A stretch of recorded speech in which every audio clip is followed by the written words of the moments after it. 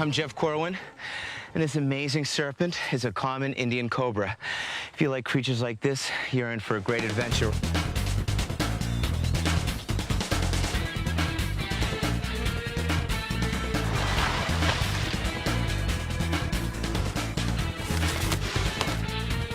Bring it down.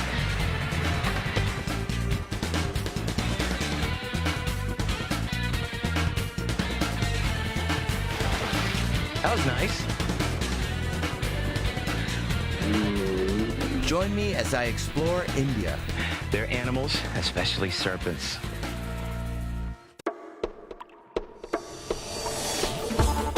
A toad.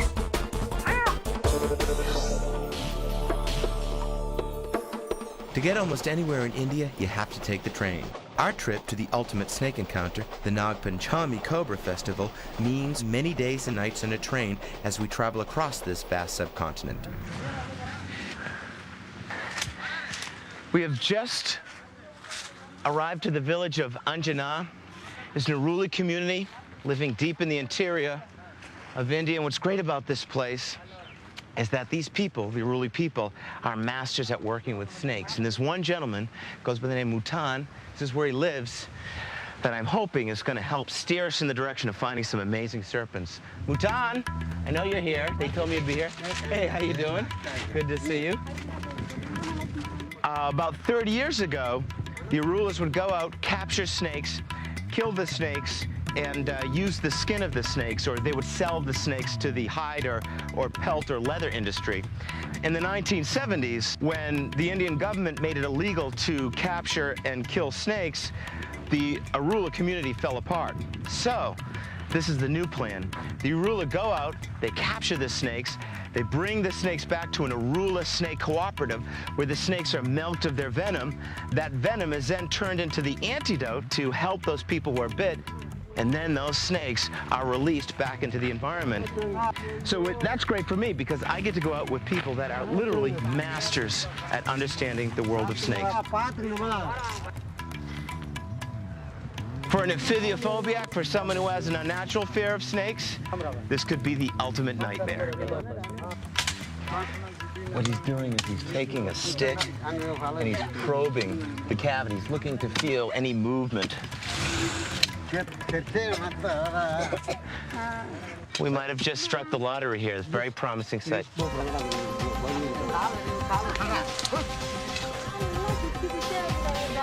What's that right there? Yeah. Okay, there's his head right there, sticking up. There's his head. Very hungry. Yeah. He's very, very venomous snake. Very hungry. Yeah. Very hungry. No bite. Look at this. And there we do. There's a spectacle cobra. No bite. Excellent job. You really found him. Now, you have to keep in mind that these animals are extremely, extremely venomous. Gorgeous snake. And you can see, I have to hold him. And oh, I know. Yeah, I know. So you did a great job. This was just perfect. Thank you very much. So now this cobra's off to join some of his other buddies at the Arula Cooperative. Watch where you step, because it may be your last. The snakes captured by the Arula are kept in these earthen jars until they get their turn for venom extraction. So now we secure the cobra like that, okay? And then we roll this off like this. You have to be very careful because you don't want to damage the snake. And then, there we go. Just let him do it on his own. Isn't this great? And like that? Good. Each year in India, between 10,000 to 25,000 people are envenomated by venomous snakes. This venom will be dehydrated into a crystal, be mixed with the hemoglobin or blood base of a horse, and that's how you get the antivenom or venolum, which is the medicine you use when you're bit by a snake. So for my next piece of Jeff Corwin candy, this is a snake that is extremely, extremely aggressive. So it's a very, very, very aggressive snake. This is the Russell viper. Listen to that. See?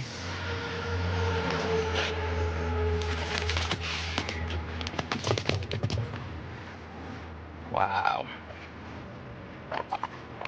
Oh man, you're not a nice snake. There we go.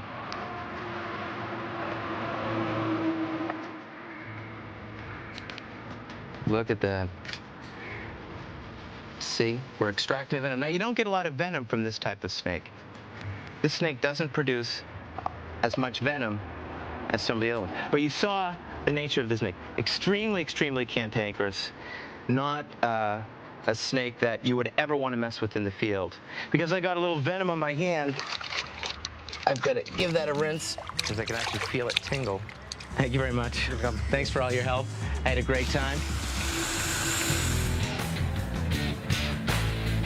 If you like train rides, do you like train rides? Yeah, he likes trains. If you like train rides, you're in for a great treat because we're going to be on one for 14 hours. And we are on train B. Oh, look at this. Excuse me, do you know what train? Okay, goodbye, I'll see you later. Third class, what they'll do is they'll seat 6 to a bench. I'm in first class. The second class, you get padded benches high, and this is first class. So, the production company has splurged, and they've given me a first-class ticket. I'm expecting Ocetra caviar, maybe a nice glass of Reef Clicquot, and I get a park bench. Since I have some time to kill before the Nag Panchami festival begins, I plan to ride the elaborate Indian train system, the world's largest employer, and use it to snake my way to the festival.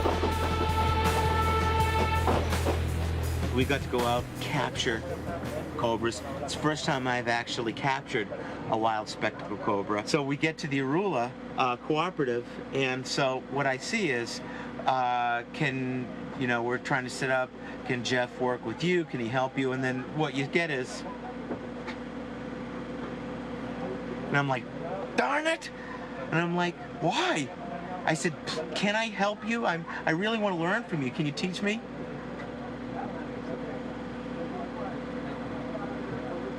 Now, I'm thinking, where are we going wrong? And then someone tells me, oh, this means yes. So finally, we're in Lake Flynn, and we're in this big snake pit. And then, now I have to show my stuff, but this is the first time I've actually milked a Russell's viper. But I'm not gonna tell them that. So I put him down, and I go to grab him, everything's going good. And suddenly, this thing has a grand mal seizure in my hand, and I'm trying to look cool, but I'm this close to having to change my underpants. Coming up, I meet and wrestle to the ground the world's largest land mammal. Snakes, there's plenty more. Just wait.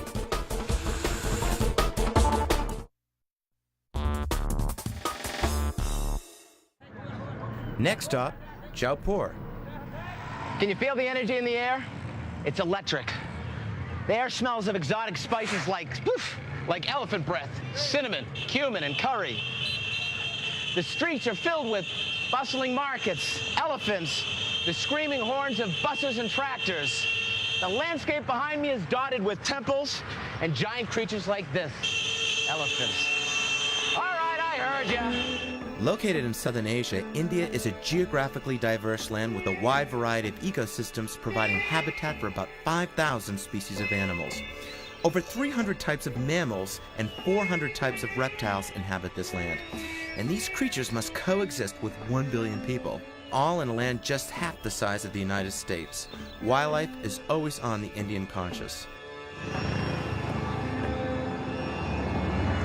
This is really interesting. In this newspaper alone, in fact, on the front page, there are over 3 articles that refer to animals. Let's see, there's one here that talks about a gharial breeding program, the success rate. There's also a little controversial article about what's happening in the Delhi Zoo. Apparently there are some very rare tigers which are dying off. And of course, this reference to our ultimate goal, which is the festival in Bhattacharya, the Nag Panchami Snake Festival. Each year in the tiny village of Bati Srila, the India people pay tribute to the mighty cobra. My objective is to reach this celebration replete with music, dancing, bright colors, and of course, plenty of snakes.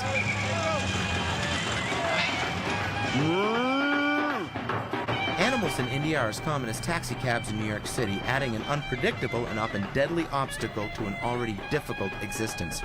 Over the centuries, however, man and animal have formed a beneficial relationship, learning to work together. Probably the hardest working and most relied upon animals in India is the mighty elephant. It is time for the morning bath for these elephants. These gentlemen are called mahouts, and mahouts are keepers and watchers of elephants. It's a practice that has been going on in India for thousands of years. And the relationship between elephant and mahout is extremely tight. When both the elephant is a calf and the mahout is a young boy. That's where the relationship between elephant and mahout begins. Don't be fooled. Don't be fooled. It's a very important part of the day for this elephant and the mahout. This is how it begins. You go down to the water hole to the river. You lay down with your elephant, you take a bath. And elephants love to take baths. That's why these creatures are attached to ropes, because when they're done and it's time to go to work, these animals like just to hang around in the water. See, this elephant has told the mahout, I'm not done with my bath. Where does an elephant go? Anywhere it wants to. What happened, Sarif? What happened? Why did the elephant go away? Yeah, he wanted to go for a swim. I feel like I have something very powerful between my legs. You do acquire a sense of authority riding an elephant, but for city traffic, they're not very practical.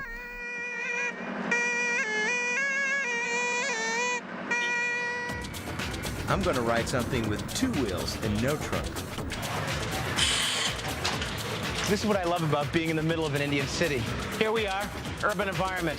Yet you've got a cow in the middle of the road, and over there, some rhesus monkeys. And they hang out just as comfortable as the human occupants of this place. Oh my gosh, I feel very vulnerable on this bicycle with all these honking toot-toots and motorcycles and cars. So, I have a plan, which is this. I'm gonna upgrade to something with a little more horsepower. I borrowed this Jeep so I could hit the road and find out what India's nightlife is all about.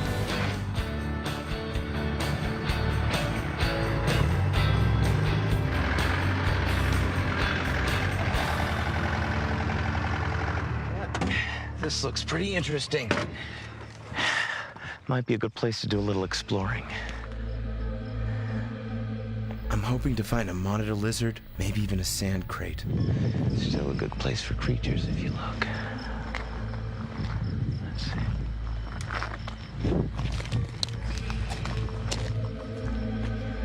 Yes. I don't need my sticker bag for this. Where are you going? Nice find. Look at that. See, this is his defensive posture. See? Look at this. See? When he feels threatened, he's putting his head deep into the coil. Look at that. You're seeing nature in action here. Keep in mind that the most sensitive part of this animal body is his head. So, he doesn't want to damage his brain or his skull, so he's pressed his head deep into the coil, and what he's exposing is this nub of the tail. And at first glance, you might think that maybe it was damaged, but in fact, this is the way the tail naturally looks. It actually looks just like this creature's head. What a gorgeous creature, non-venomous, okay? There's no way this animal can poison you, so I can relax with it. It also is a species that's not known for biting. This is the desert sand boa, or just the red sand boa. Animal definitely on my wish list to find here in India.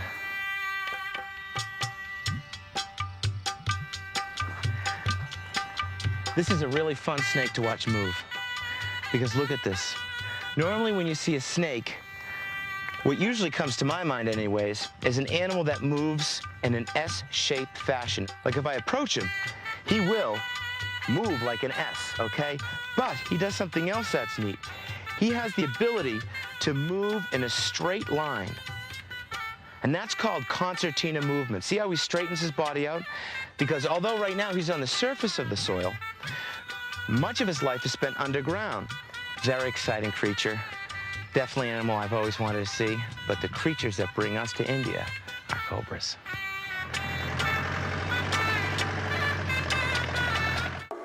Up next, well, I try to explain, but you won't even believe me until you see it. Trust me.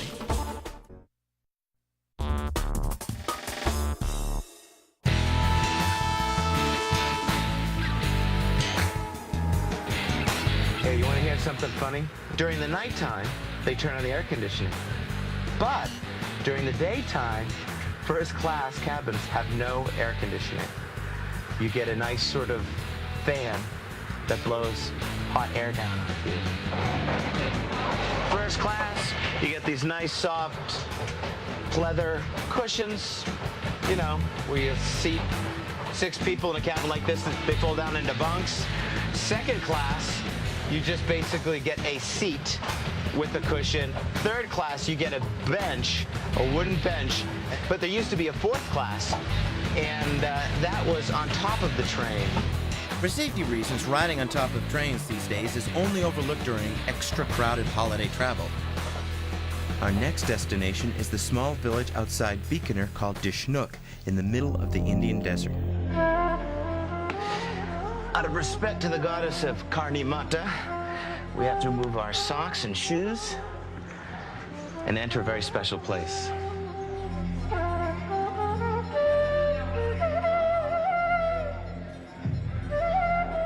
Amongst the Hindus, this temple is a very important place. It's called the Temple of Karni Mata, and it was established in the 14th century for a very important reason. Legend has it that a terrible sickness took the lives of many young children whose parents pleaded with the goddess Karni Mata to revive their sons and daughters. If you look in there,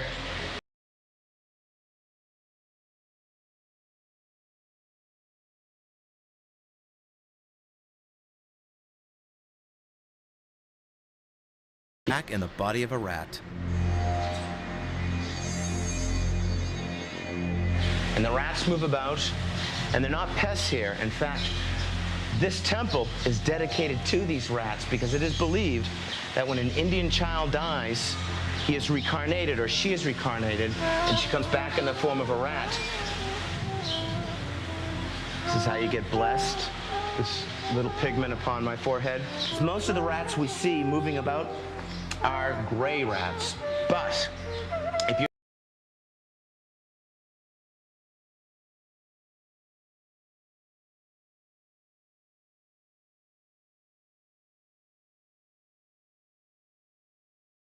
in this temple, inside this silver bowl is sort of the Hindu version of a holy milkshake. Milk has been mixed with honey and sugar and spices. It's nutritious, it's delicious, and these rats, they come here to have their drink, and after the day is done and they've had their repast of sweet milk, it's not uncommon for a believer who wants to be blessed by these rats to take this bowl and have a sip and have the good luck from the rats pass on to the human being. I'm not going to do that.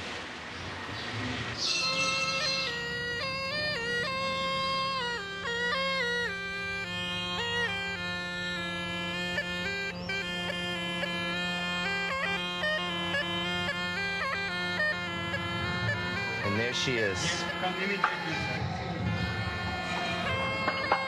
This is a wonderful blessing to be able to see this white rat.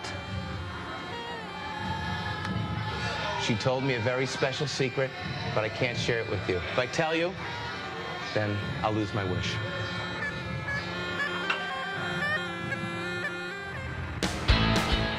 I'm going to take advantage of the good fortune bestowed upon me by that white rat and see what other creatures we can find.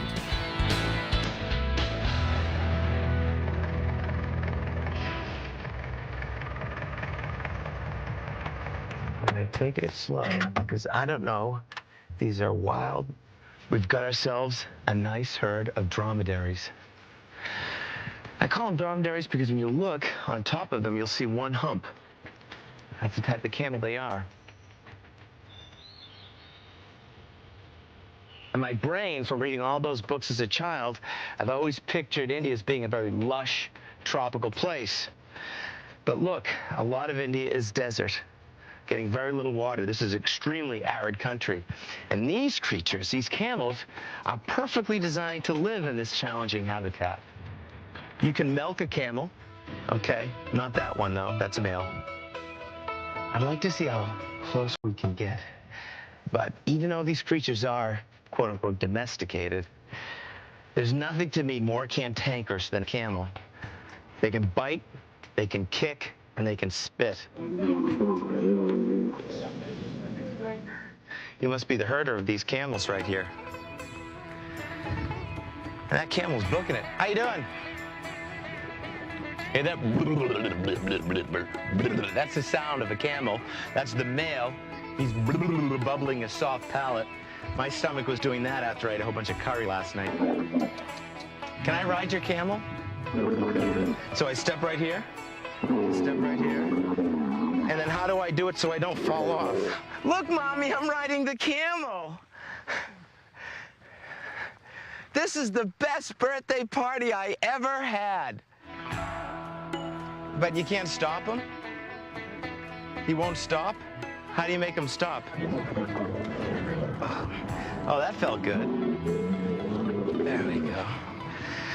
I'll be back. I will speak to Boba Fett, and we'll find Obi-Wan and take care of this. That was nice. Now let's look and see what else we can find that's Indian and reptilian in nature.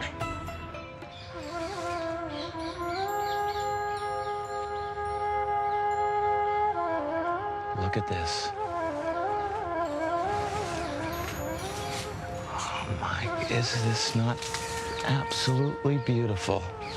The key to this is just to let my limbs relax and let this animal move about as if I was a tree and these were the branches he moved on naturally. This is the green vine snake. This creature is arboreal. Much of its life is spent up in the treetops. Now he's taking defense position. Close your mouth. Here, close your mouth. He's taking a defense position because I broke the golden rule. I no longer acted like substrate for him. And you have to be careful because he is venomous. He has rear fangs, and that venom is strong enough to kill a lizard or maybe a very small bird or frog. But you never know how you're going to react to venom until you're bit by it, so I don't want to take that chance. Something else. You just have to check out of those eyes. See those eyes? He's got those elliptical pupils, bright black. Have you ever seen a snake that is more elegantly designed, that is so beautiful as this green vine snake? That's about the brightest green you'll ever see in nature. Knowing that this creature was here, it would be nice to see one. I never planned on encountering one. I love trains. So, what are you in for? There's a processing plant. This is where it all happens. There is a bathroom, and interestingly, you go over there, it's a hole in the floor of the train, and you just do your duty. It's totally organic. It just goes right on to the train tracks. And the wonderful aromatic fumes then invade the cart you're sleeping in. Turn that thing off. We're still on our way to the Cobra Festival, but there's larger reptiles waiting for us first, including one that thinks I might make a tasty snack.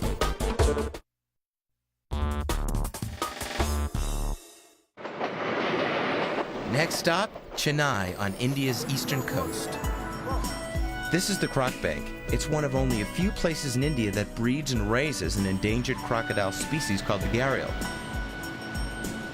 Because they're having trouble finding natural habitat in which to release them, this facility is vital to the survival of these fascinating reptiles. I'm supposed to meet herpetologist Nick Whitaker. He's the manager here. Hey, Nick. How you doing? Jeff, about time. Yeah, I know. I'm running a little late. I had a... What kept you? Oh, what kept me? Well, what kept me is what I couldn't keep inside my intestinal tract last night. Oh. This lagoon contains an animal that I've never had a chance to see in the wild before. It's one of the rarest types of crocodilians in the world, the Indian gharial. Gharial comes from the term gara, which means water vessel, ceramic vessel, hence the large thing in his face which looks like a water vessel. These are baby gharials hatching, seeing the light of day for the very first time. They're only about 12 to 14 inches long now, but someday these babies can grow up to 20 feet in length.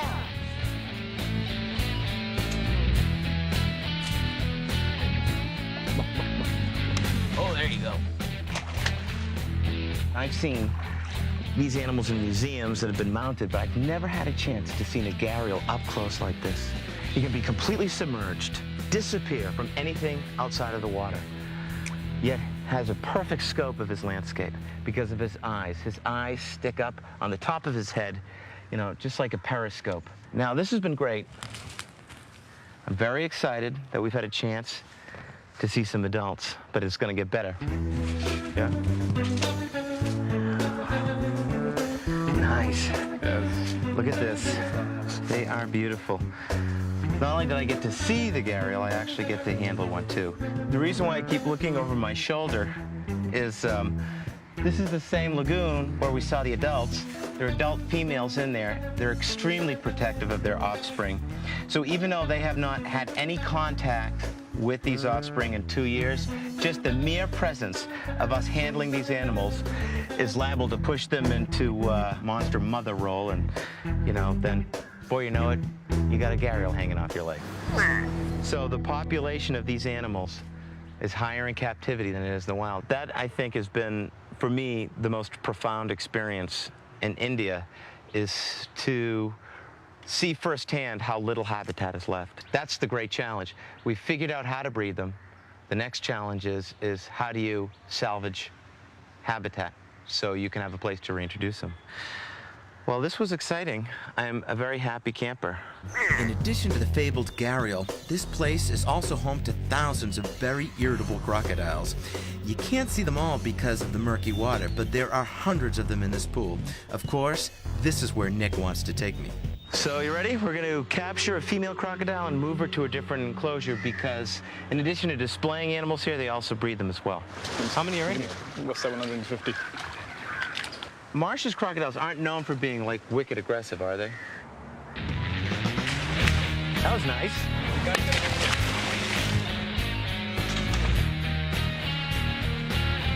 Strapping this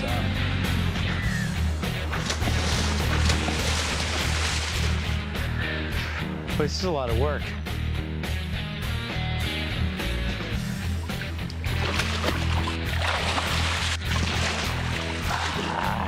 Here we go. Take number 452. Gotcha.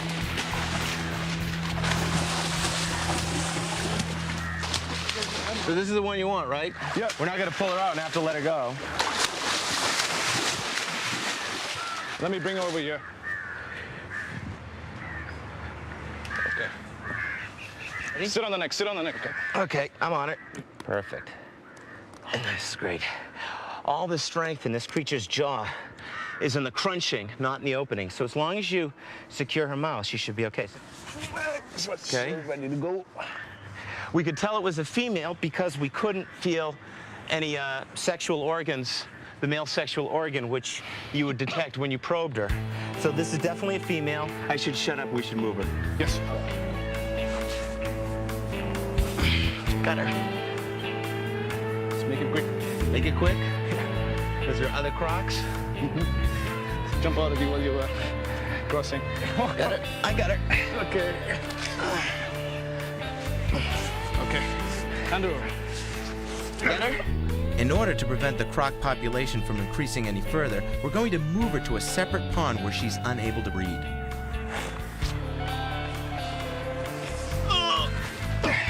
Three. All right. You mind if I go check out your snakes? Yeah, sure. Okay, great.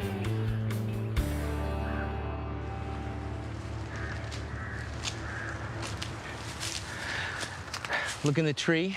This is an animal that at one time was very common throughout India, but today has become increasingly rare due to habitat loss and overhunting. And it is called the Indian rock python. totally beautiful creature. The challenge is how do I get this creature out of this tree?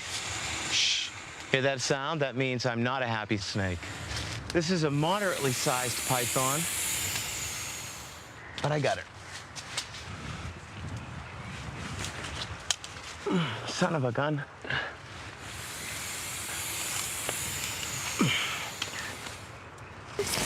There we go. Beautiful snake. See what she's doing? She's checking my blood pressure. Well, actually, this is how she protects herself. If she were to be attacked by a predator, she would first bite, then wrap around. But this hug that she's doing, this squeeze, most importantly, is the way she kills her prey. I want you to look at the color of my left arm and look at the color of my other arm. It's turning purple because she's literally cutting off the blood flow from my body to my arm. And if there was a heart and lungs in there, like if it was a baby jackal or a baby whatever, it would be literally squeezed in. But just as the animal exhales, she gets tighter and tighter. Whew, she doesn't like you very much. We're gonna put her at the base of this tree and let her go where she wants to go.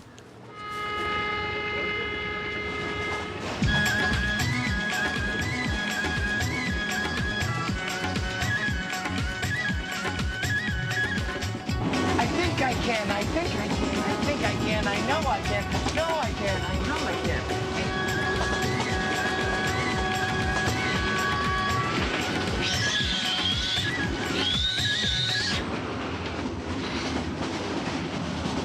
The temperature in the cab very much emulates a convection oven.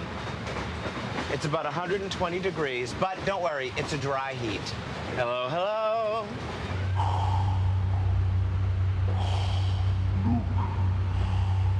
I am your father. Getting closer, the Cobra Festival is just up the track. Oh, I forgot to ask, you're not afraid of snakes, are you?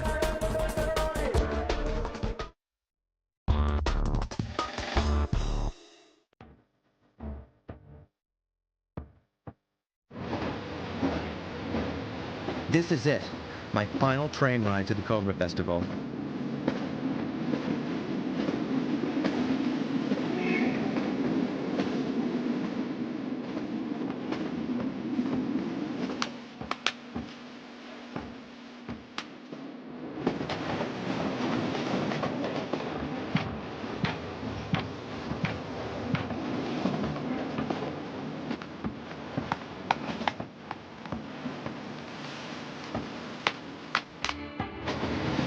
Kill me.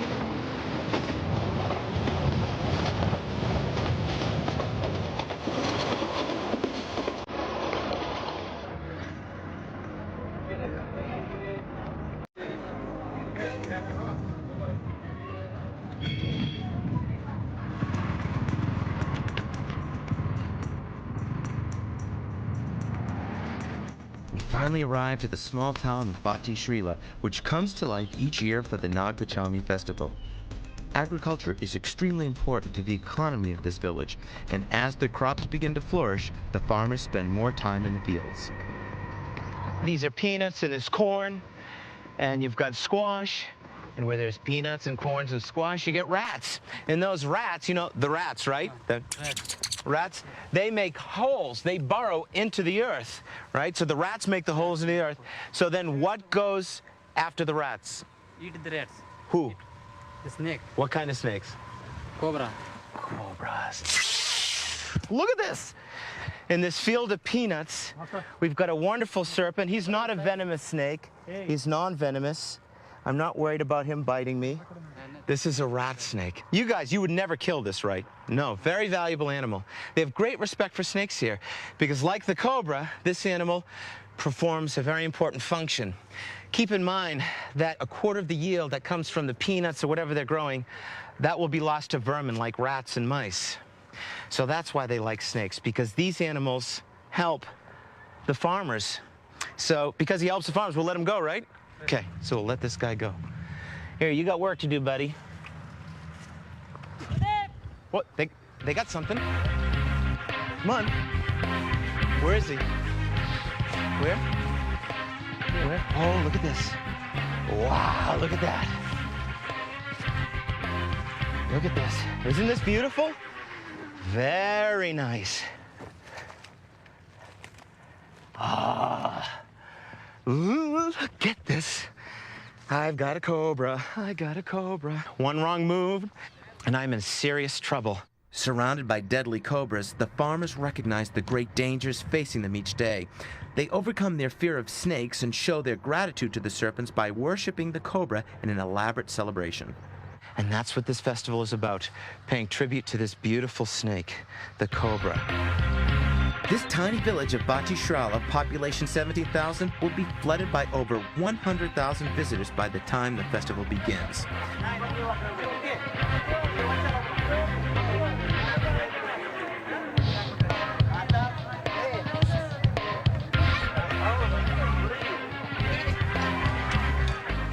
Basically, there are 65 groups that have been collecting snakes for the past 2 weeks.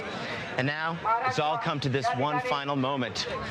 And the winners will be divided in the two following categories. Only two will be decided, and they will either be the team that has the fattest or heaviest snake and the team that has the longest snake. So you have two possible chances for winning. Myself, I'm going with the team from Czechoslovakia. 1, 2, 3. Ready? 1.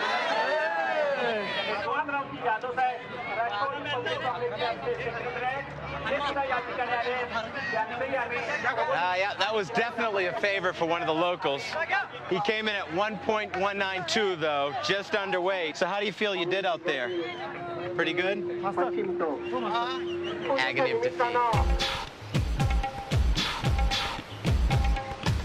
A cobra can only strike out horizontally about the same distance it can raise itself vertically. That's how these handlers know they are far enough away to be out of range from the deadly bite.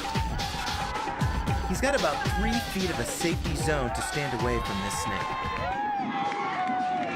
Here we are with Guy Corder, who's just competed in the snake competition. Now, Guy Corder, you're a local favorite. Is that not true?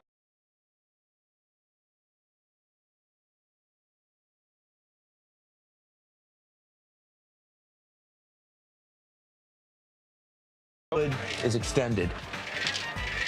Now, these men do not fear the snakes. They believe a mutual respect between human and serpent exists, and this festival, in honor of the reptile, ensures this everlasting bond.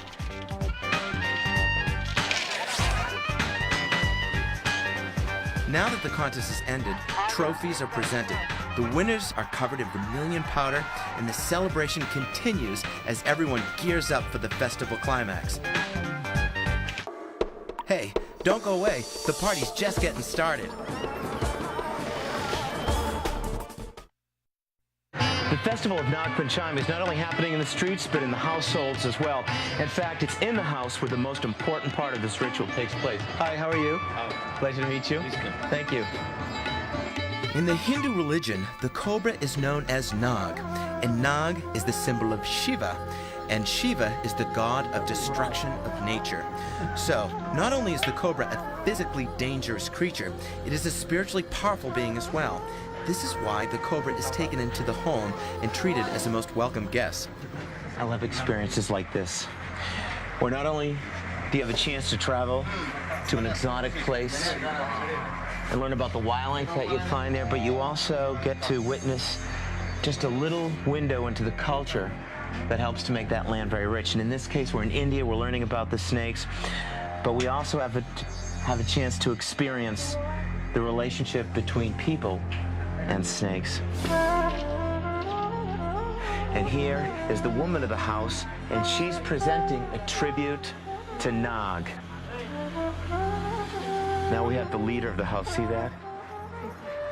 Isn't that neat? He's actually sprinkled vermilion powder and a garland over this animal's head.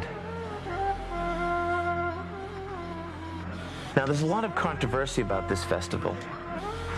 And the more I think about it, although I think in an ideal world it would be best to leave the cobras in the wild, but if you're going to have a relationship where human being and cobra come together, probably it's best this way, where it's worship and tribute as opposed to just killing them out of fear.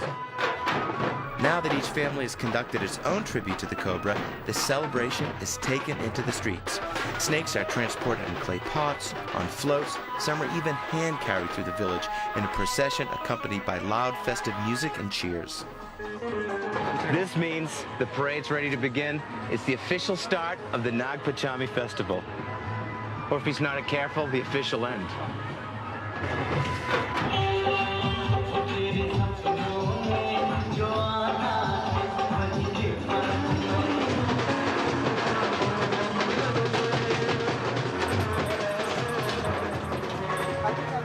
Throughout the day, snakes are continually worshipped, serving to further the harmonious relationship between the farming community and these deadly reptiles.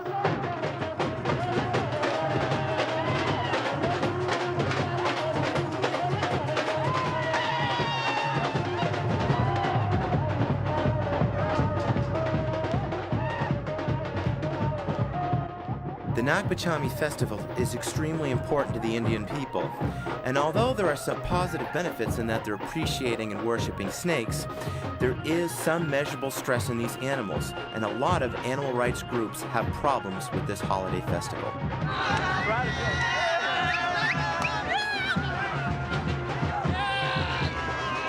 I guess you're just supposed to have fun here. This is what Bhakti Srila is about. It's a celebration where people come together. It has to do with agriculture. It has to do with snakes. And it has to do with the Jeff Corwin experience.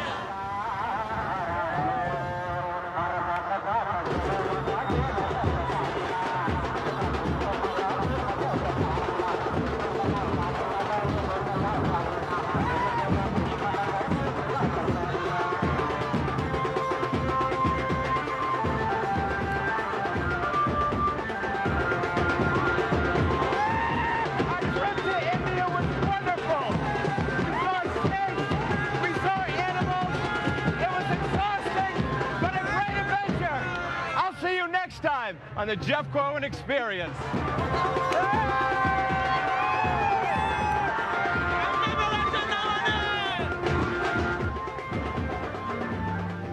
Well, this is it.